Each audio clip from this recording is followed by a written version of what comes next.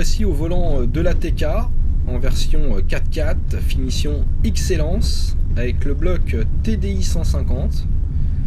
Alors on apprécie tout de suite la précision des commandes, notamment de la boîte de vitesse.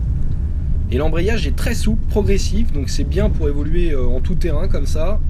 Alors heureusement que la boîte elle est précise parce que le moteur il manque vraiment de tonus à bas régime, hein. Faut pas hésiter à se mettre au-dessus de 1700 tours pour que ça tracte. Alors là notre modèle d'essai est équipé de jantes de 19 en option. Donc ces jantes sont associées à des pneus taille basse. Alors autant dire que c'est vraiment pas du tout ce qu'il faut pour ce genre de terrain.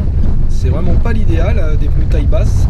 L'amortissement est vraiment ferme aussi, hein, il est plus typé route, donc ça percute, surtout avec les jantes encore une fois. Mais on est bien maintenu dans les sièges, on n'a pas de craquement de mobilier, ça prouve que quand même c'est bien assemblé, c'est rigoureux. Le système 4Drive est couplé avec l'anti-patinage ESP, donc ça répartit bien la motricité sur chaque roue de manière indépendante. Et ça va vite hein, avec l'électronique. Donc c'est certainement le système 4x4 le plus efficace des trois. D'autant que le système de descente automatique est vraiment super facile à utiliser et très bien fait. Donc si on avait des pneus quand même mieux adaptés, on pourrait faire beaucoup plus de tout terrain avec cet ATK.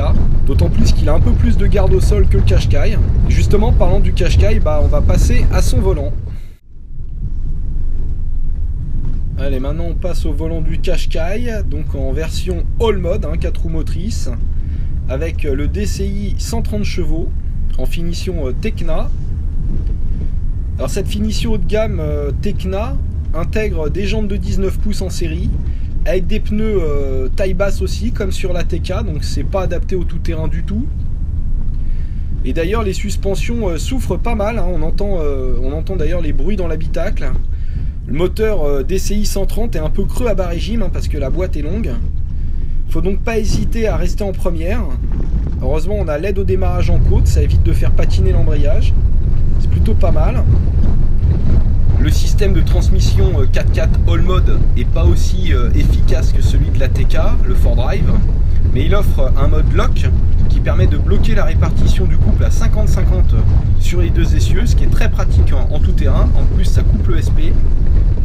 Alors quand on le bloque comme ça en mode lock, hein, ça marche que jusqu'à 50 km/h. Donc on peut dire que ce Qashqai a bien vieilli et n'usurpe pas la réputation de Nissan en tout terrain.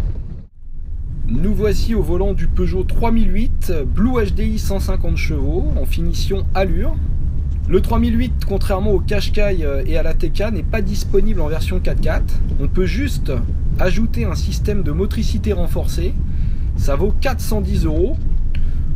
On a plusieurs modes de conduite, mais c'est juste une gestion des deux roues avant motrices.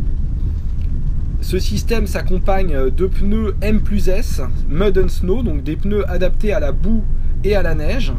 Et on a des jantes de 18 pouces et des flancs plus épais, donc finalement on a une montre pneumatique qui est bien mieux adaptée que celle du Qashqai et de la TK.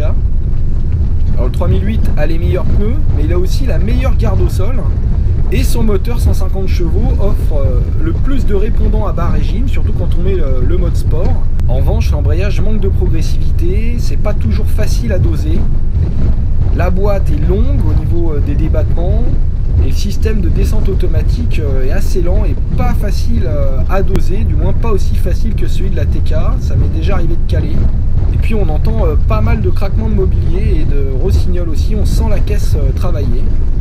Donc au final, sur ce chapitre tout terrain, je mettrai la TK en premier. Avec de bons pneus, il pourrait faire des merveilles. Et à égalité, le 3008 et le Qashqai, puisque même si le Qashqai a un système plus efficace, le 3008 est quand même bluffant. Et maintenant, je vous invite à regarder la troisième et dernière partie de ce comparatif sur route.